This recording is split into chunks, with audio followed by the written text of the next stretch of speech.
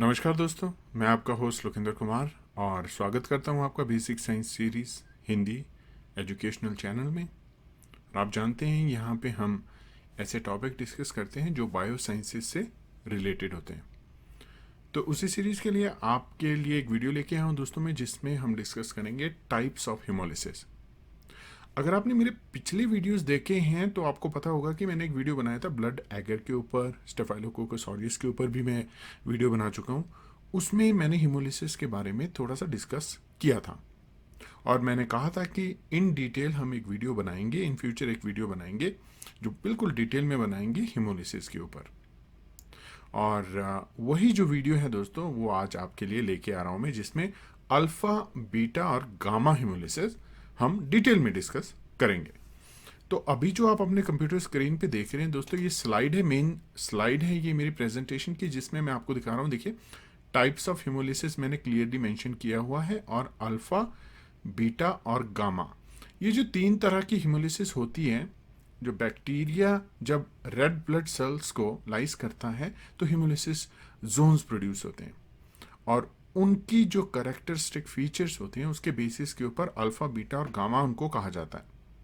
तो इस स्लाइड में आप क्लियरली देख रहे हैं कि अल्फा किस तरह से है, बीटा किस तरह से है और गामा किस तरह से। ये मैं डिटेल में एक्सप्लेन करूंगा कि ये क्यों इस तरह के जोन्स प्रोड्यूस करते हैं। तो इस वीडियो में जो है वो डिटेल में अल्फा, बीटा और गामा डिस्कस करेंगे, हिमोलिसिस डिस्कस करेंगे दोस्तों। हम जानने की कोशिश करेंगे क्या क्या एग्जाम्पल्स हैं, कौन कौन से ऐसे माइक्रो ऑर्गेनिजम्स हैं जो अल्फा, बीटा और गामा हिमोलिसिस जो है वो दिखाते हैं या शो करते हैं ब्लड एगर के ऊपर।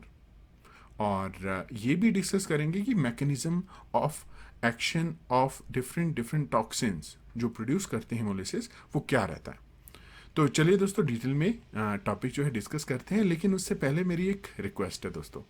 अगर आपने चैनल को सब्सक्राइब नहीं किया है तो प्लीज़ चैनल को सब्सक्राइब करें, मुझे सपोर्ट करें। अगर आप बायो साइंसेस के स्टूडेंट हैं तो आपके लिए बहुत सारा मटेरियल जो है, एजुकेशनल कंटेंट जो है वो मैं प्रोड्यूस कर चुका हूं, जो आप देख सकते हैं, आपके लिए ज़रूर फ़ायदेमंद होगा। और काफ़ी वीडियोस मैं स्कॉलरशिप्स के ऊपर भी बना चुका हूं, आप उनको भी देखिए। अगर आपके लिए वो यूज़फुल हैं, फ़ायदेमंद हैं तो प्लीज़ कमेंट कीजिए, लाइक कीजिए, शेयर कीजिए और चैनल को दोस्तों सपोर्ट कीजिए। तो इसी रिक्वेस्ट के साथ चलिए दोस्तों प्रेजेंटेशन शुरू करते हैं।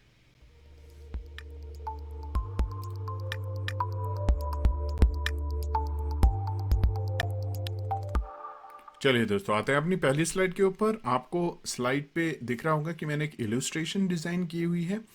उसमें जो एक्सप्लेन करने वाला हूँ दोस्तों वो कॉन्सेप्ट है कि आपने ब्लड एगर प्लेट को इनोकुलेट कैसे करना है। अगर आपने मेरे पिछले वीडियो देखा है उसमें मैंने आपको बताया था कि ब्लड एगर प्लेट आप प्रिपेयर कैसे कर सकते हैं और क्या क्या इंपॉर्टेंट कंपोनेंट्स रहते हैं। इसमें मैं आपको बताऊंगा कि इनोकुलेट कैसे करना है, यानी उसमें माइक्रो ऑर्गेनिज्म जो है वो ग्रो करवाना है तो किस तरह से करना है। उसमें मैंने 4 इंपॉर्टेंट पॉइंट्स लिखे हैं। चलिए दोस्तों एक एक करके जो है इनको डिस्कस करते हैं। पहला पॉइंट है grow bacteria overnight, use a fresh inoculum. तो सबसे पहले जो आपका सैंपल है, जो भी आपने टेस्ट करना है, जो भी माइक्रो ऑर्गेनिज्म आपने टेस्ट करना है, उसको आपने जो है ओवरनाइट ग्रो करना है और फ्रेश इनोकुलम यूज करना है। ऐसा नहीं करना है कि आपका एक ओल्ड कल्चर, स्टोर्ड कल्चर आप यूज कर रहे हैं। उससे क्या होगा कि जो हिमोलिसिस पैटर्न है वो बहुत ही डिफरेंट आ सकता है। तो ये इंपॉर्टेंट है कि आपने जो है बैक्टीरिया का जो कल्चर यूज करना है वो फ्रेश कल्चर यूज करना है। दूसरा पॉइंट देखिए दोस्तों, इनोकुलेट द ब्लड अगर using your favourite striking method, और अगर आपने स्प्रेड मेथड यूज करना है, स्प्रेड प्लेट मेथड यूज करना है तो वो भी आप कर सकते हैं। तो इंपॉर्टेंट पॉइंट यहाँ पे है कि आपको जो है इस तरह की, ये देख रहे हैं आप, आइसोलेटेड कॉलोनीज मिलनी चाहिए प्लेट के ऊपर, तो तभी आप उसकी हिमोलिसिस जोन को रीड कर सकते हैं। अगर आपके पास आइसोलेटेड कॉलोनी है तो आपको बहुत इजी हो जाएगा उसका जो है जोन ऑफ हिमोलिसिस को रीड करना, और आप बता सकते हैं कि कौन सा जो है ये जोन ऑफ हिमोलिसिस है। तो अगर आप जो हैं स्ट्रीकिंग में एक्सपर्ट हैं तो जिस तरह से मैं यहाँ पे आपको दिखाने की कोशिश कर रहा हूँ कि अगर आप इनोकुलम लेंगे और इस तरह से उसको स्ट्रीक करेंगे तो यहाँ एंड में जो है आपके पास आइसोलेटेड कॉलोनीज आ सकती हैं। अगर आप स्ट्रीकिंग मेथड में एक्सपर्ट नहीं है तो आप स्प्रेड प्लेट मेथड यूज कर सकते हैं, जिसमें आपने क्या करना है कि अलग अलग डाइल्यूशन जो है बैक्टीरिया का वो यूज़ करना है और उसको स्प्रेड कर देना प्लेट के ऊपर। तो अगर आपके पास मल्टीपल एगर प्लेट्स हैं, ब्लड एगर प्लेट्स हैं, तो आप सबको रीड कर सकते हैं और आपके पास रेप्लिकेट्स भी हो जाएंगे। तो जब भी आप एक्सपेरिमेंट करते हैं आपके पास कंट्रोल्स और रेप्लिकेट्स होना बहुत ही ज़्यादा ज़रूरी है। उससे क्या हो जाता है कि आपका जो अगर कंफ्यूजन है किसी पॉइंट के ऊपर, अगर आपको डाउट लग रहा है, तो आप जो है उन रेप्लिकेट्स को देख सकते हैं और उन रेप्लिकेट्स से जो है आप रीडिंग लेके एक कंक्लूजन, एक वैलिड कंक्लूजन ड्रॉ कर सकते हैं। तो यहाँ पे आपने क्या करना है, जब आपने स्ट्रीक कर दिया तो उसको ग्रो करना है। यहाँ पे मैंने लिखा है कि 37 डिग्री सेंटीग्रेड, जो कि वो नॉर्मल टेम्परेचर होता है बैक्टीरिया ग्रो करने के लिए। बैक्टीरिया टू बैक्टीरिया भी डिफरेंट हो सकता है। तो जो भी फेवरेबल बैक्टीरियल ग्रोथ कंडीशंस हैं वो आप जो है उसके लिए यूज़ कर सकते हैं पर्टिकुलर ऑर्गेनिज्म के लिए। उसके बाद जब जो इंक्यूबेशन होगी, ओवरनाइट इंक्यूबेशन होगी, नेक्स्ट डे आपके पास आपने देख लिया कि कॉलोनीज आ गई हैं और जोन्स दिखने शुरू हो गए हैं। तो आपने क्या करना है, एक लाइट सोर्स यूज करना है। तो अगर आपके पास जैसे अगर एक प्लेट है तो इस तरह से मान लीजिए आपके पास लाइट सोर्स है, तो आपने जो है उसके सामने जो है प्लेट को रख के रीड करना है जोन ऑफ हिमोलिसिस। उससे बहुत ही इजी हो जाता है डिफ्रेंशिएट करना कि आपके पास अल्फा बीटा है या गामा हिमोलिसिस है, यानी नो जोन ऑफ हिमोलिसिस है। तो ये इंपॉर्टेंट पॉइंट आपने ध्यान में रखना है कि किस तरह से इनोकुलेट करना है, यानी आपका जो है मेथड कौन से यूज कर रहे हैं। बैक्टीरिया आपका फ्रेश होना चाहिए, जो इनोकुलम है वो ओवरनाइट ग्रोन फ्रेश कल्चर होना चाहिए। आपको जोन ऑफ हिमोलिसिस बहुत बढ़िया दिखेगा उसके केस में। और कौन सा स्टिकिंग मेथड आप यूज कर रहे हैं, जो भी आप यूज कर रहे हैं, आपने ध्यान रखना है कि आपके पास जो है फाइनल आउटकम जो है आइसोलेटेड कॉलोनीज के रूप में आए। और जब आपने रीड करना है तो उसको एक लाइट सोर्स के सामने रख के यूज करना है। और ध्यान रखिए दोस्तों, अगर लाइट सोर्स जो है व्हाइट लाइट आप यूज कर रहे हैं तो वो बहुत ही ज्यादा बढ़िया है आपके लिए। तो इस तरह से आप चेक कर सकते हैं और कंक्लूजन ड्रॉ कर सकते हैं कि आपके पास अल्फा बीटा और गामा हिमोलिसिस में से कौन सा जो है इंपॉर्टेंट हिमोलिसिस आपका बैक्टीरिया दिखा रहा है। उसके बेसिस के ऊपर आप एक प्रीलिमिनरी डायग्नोसिस कर सकते हैं और फर्दर एक्सपेरिमेंट्स उसमें डिजाइन कर सकते हैं उसको आइडेंटिफाई करने के लिए। तो दोस्तों ये एक इंपॉर्टेंट पॉइंट जो था यहाँ पे मैं आपको बताने की कोशिश कर रहा था इस स्लाइड में कि कैसे इनोकुलेट करना है और किस तरह से रीड करना है।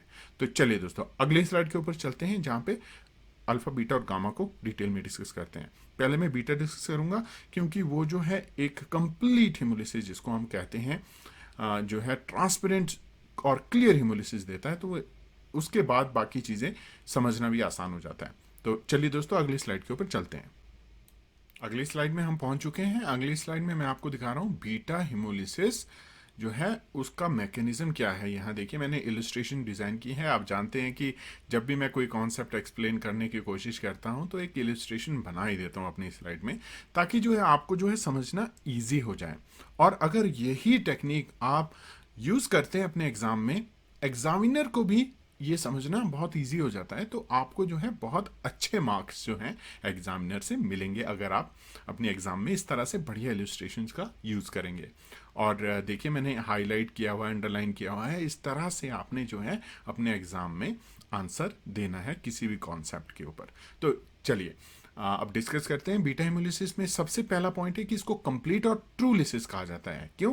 क्योंकि यहाँ आप देख रहे हैं कि आरबीसीज जो हैं वो कंप्लीटली लाइज्ड हो जाती हैं, डिस्ट्रॉय हो जाती हैं, इसलिए इसको कंप्लीट हिमोलिसिस कहा जाता है। दूसरा पॉइंट टॉक्सिक बाय प्रोडक्ट्स।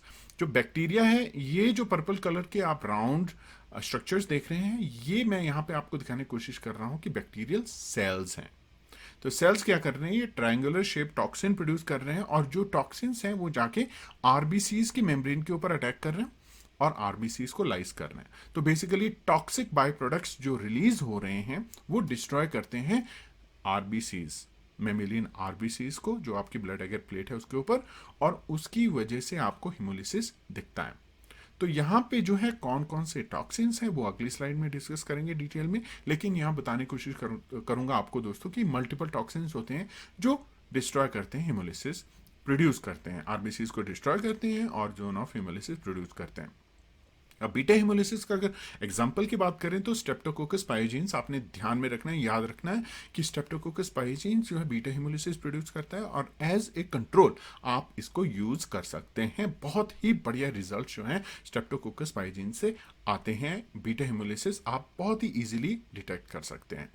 तो ये तो हो गया दोस्तों एक जनरल इंट्रोडक्शन। अब अगली स्लाइड में जो है दोस्तों ये डिस्कस करेंगे कि वो कौन कौन से टॉक्सिन्स होते हैं और किस तरह से आपने अगर प्रोड्यूस करने हैं तो किस तरह से आप उनको प्रोड्यूस कर सकते हैं ब्लड एगर प्लेट में, और किस तरह से डिटेक्ट कर सकते हैं अलग अलग टॉक्सिन्स को। तो चलिए दोस्तों अगली स्लाइड में चलते हैं और उनको डिस्कस करते हैं। लीजिए हम आ गए हैं अपनी अगली स्लाइड में। यहाँ हम डिस्कस करेंगे बीटा हिमोलिसिस का जो कंपोनेंट हमने अभी जो मैंने आपको बताया था कि कौन कौन से टॉक्सिन्स होते हैं वो डिस्कस करेंगे। आप देख रहे हैं यहाँ पे दो टॉक्सिन्स जो है मेंशन किए हैं मैंने येलो कलर में, स्ट्रेप्टोलाइसिन ओ और स्ट्रेप्टोलाइसिन एस। और इंपॉर्टेंट पॉइंट यहाँ पे जानने के लिए ये है कि लो ऑक्सीजन लेवल में आपके पास स्ट्रेप्टोलाइसिन ओ प्रोड्यूस होता है और नॉर्मल ऑक्सीजन लेवल्स में आपके पास स्ट्रेप्टोलाइसिन एस प्रोड्यूस होता है।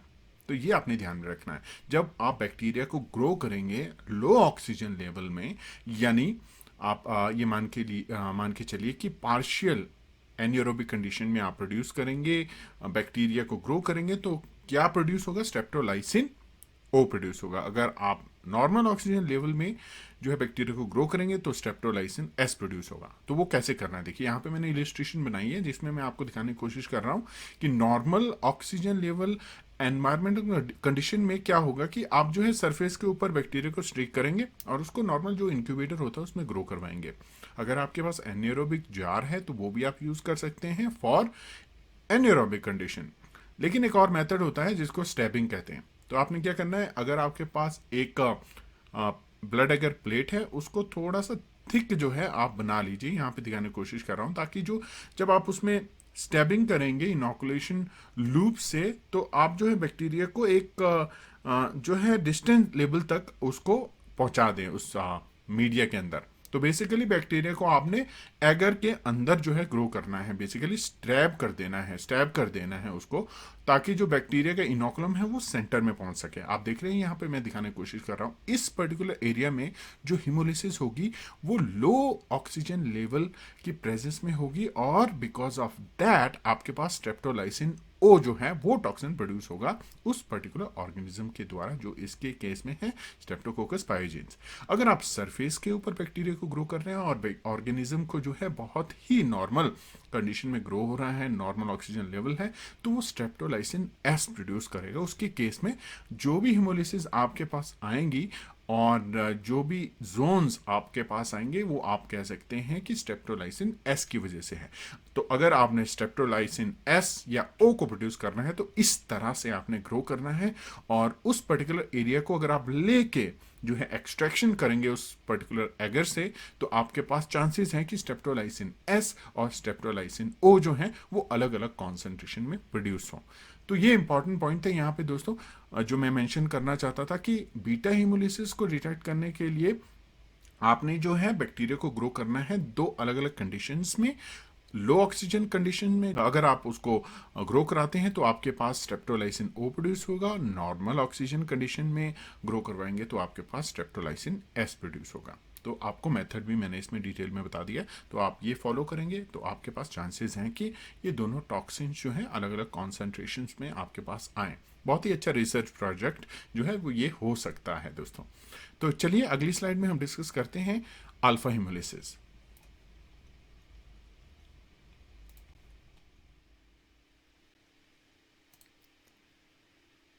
तो चलिए दोस्तों हम पहुंच गए हैं अगली स्लाइड में जहां पे हम डिस्कस करेंगे अल्फा हिमोलिसिस। उसके लिए अलग अलग पॉइंट्स मैंने यहां पे ऑलरेडी मेंशन कर रखे हैं, तो इनको एक एक करके डिस्कस करते हैं। सबसे इंपॉर्टेंट पॉइंट जिसके ऊपर मैं ध्यान आपका देना चाहता हूं कि इस पर्टिकुलर हिमोलिसिस को इनकम्प्लीट हिमोलिसिस कहा जाता है, जिसमें जो आरबीसीज हैं वो लाइस नहीं होती हैं। इसमें क्या होता है कि आरबीसीज में जो हीमोग्लोबिन होता है वो मेट हीमोग्लोबिन में कन्वर्ट होता है, और जिसमें जो आयरन की स्टेट होती है 3 पॉजिटिव की स्टेट होती है, ना कि जो नॉर्मल 2 पॉजिटिव की स्टेट होनी चाहिए। और उसकी वजह से जो आरबीसीज या जो एरिया ऑफ हिमोलिसिस है यहाँ पे ग्रीनिश टू ब्राउनिश कलर का जो है कन्वर्ट हो जाता है। तो आप इसको इजीली डिस्टिंग कर सकते हैं कि थोड़ा सा ब्राउनिश अगर जो है आपका जोन दिख रहा है थोड़ा सा आपका जो जोन है वो ब्लूइश कलर का दिख रहा है, ग्रीनिश कलर का दिख रहा है, तो वो पर्टिकुलर हिमोलिसिस अल्फा हिमोलिसिस की कैटेगरी में आएगा। और उसमें क्या होगा कि आपकी जो आरबीसीज हैं वो लाइस नहीं होगी, इसलिए इसको पार्शियल हिमोलिसिस भी कहा जाता है, कंप्लीट हिमोलिसिस नहीं। अब इंपॉर्टेंट पॉइंट ये है कि आपको जो है वीक बीटा हिमोलिसिस और पार्शियल अल्फा हिमोलिसिस को डिफरेंशिएट करना जो है वो ज़रूरी हो जाता है। बहुत सारे स्टूडेंट, बहुत सारे रिसर्चर्स जो हैं उसमें कंफ्यूज कर जाते हैं। तो यहाँ पे मैंने एग्जांपल बताया कि जो स्ट्रेप्टोकोकस अकेलेक्टी है और लिस्टीरिया मोनोसाइटोजेंस है, ये क्या करते हैं, ये वीक बीटा हिमोलिसिस प्रोड्यूस करते हैं और अल्फा हिमोलिसिस प्रोड्यूस करते हैं स्ट्रेप्टोकोकस म्यूटेंस। तो म्यूटेंस को आप एज ए पॉजिटिव कंट्रोल ले सकते हैं और आप देख सकते हैं कि अल्फा हिमोलिसिस किस तरह की दिखती है। फिर आप जो अपना टेस्ट ऑर्गेनिज्म है उसको टेस्ट कर सकते हैं और स्ट्रेप्टोकोकस म्यूटेंस से कंपेयर कर सकते हैं। आप एक तरह से नेगेटिव कंट्रोल ले सकते हैं स्ट्रेप्टोकोकस गैलेक्टी को, जिसमें आपके पास जो होगा बीटा हिमोलिसिस प्रोड्यूस होगा और आप कंपेयर कर सकते हैं। अगर आपको थोड़ा कन्फ्यूजन हो तो अल्फा को बीटा के साथ किस तरह से कंपेयर करना है, स्पेसिफिकली वीक बीटा हिमोलिसिस के साथ। जो नॉर्मल बीटा हिमोलिसिस है उसको डिटेक्ट करना बहुत इजी हो जाता है, लेकिन जो वीक बीटा हिमोलिसिस होते हैं तो डिफरेंशिएट करना थोड़ा सा मुश्किल होता है। तो इस स्लाइड में मैंने आपको बताने की कोशिश की कि जब जो है हीमोग्लोबिन कन्वर्ट हो जाता है मैट हीमोग्लोबिन में, तो वहाँ पे आपका जो है zone of hemolysis slightly greenish to brownish हो जाता है और जो है आरबीसी जो है लाइस नहीं होती हैं, वो हिमोलिसिस कहा जाता है अल्फा हिमोलिसिस। तो ये था दोस्तों अल्फा हिमोलिसिस के बारे में। अब जो है गामा हिमोलिसिस डिस्कस करते हैं अगली स्लाइड में। और चलिए दोस्तों अगली स्लाइड में हम गामा हिमोलिसिस डिस्कस करते हैं। तो दोस्तों हम पहुंच गए हैं अगली स्लाइड में जहां पे हम गामा हिमोलिसिस को डिस्कस करेंगे डिटेल में। अब गामा हिमोलिसिस जो है वो थोड़ा सा कॉन्ट्रडिक्टरी हो जाता है, क्योंकि गामा हिमोलिसिस का मतलब है नो हिमोलिसिस, कि हिमोलिसिस होता ही नहीं है। अब गामा हिमोलिसिस इसलिए कहा जाता है कि जो ऑर्गेनिज्म गामा हिमोलिटिक ऑर्गेनिजम्स हैं वो गामा स्ट्रेप्टोकोकस की कैटेगरी में आते थे इनिशियली, और बाद में ये आइडेंटिफाई हुआ कि एंटेरोकोकस फेकैलिस है वो ऑर्गेनिज्म जो कि स्ट्रेप्टोकोकस से अलग है, तो उसको जीनस एंटेरोकोकस दिया गया और स्पीशीज फेकैलिस। लेकिन उस वक्त जो है उसको गामा स्ट्रेप्टोकोकाई की कैटेगरी में डाला गया। तो हिमोलिसिस जो भी आई, जो कि स्पेसिफिकली नो हिमोलिटिक रिएक्शन होता है at least for 24 hour, after 24 hours क्या होगा, आपके पास वीक अल्फा हिमोलिसिस प्रोड्यूस हो सकता है। तो दोस्तों ये मेन टाइप जो है वो हमने डिस्कस किए। थोड़ा सा समराइज कर लेते हैं इसको फिर से। मैंने आपके साथ डिस्कस किया अल्फा, बीटा और गामा हिमोलिसिस। अल्फा जिसमें हमने डिस्कस किया कि ग्रीनिश टू ब्राउनिश कलर का हिमोलिसिस जो है प्रोड्यूस होता है ब्लड एगर के ऊपर अराउंड द कॉलोनीज।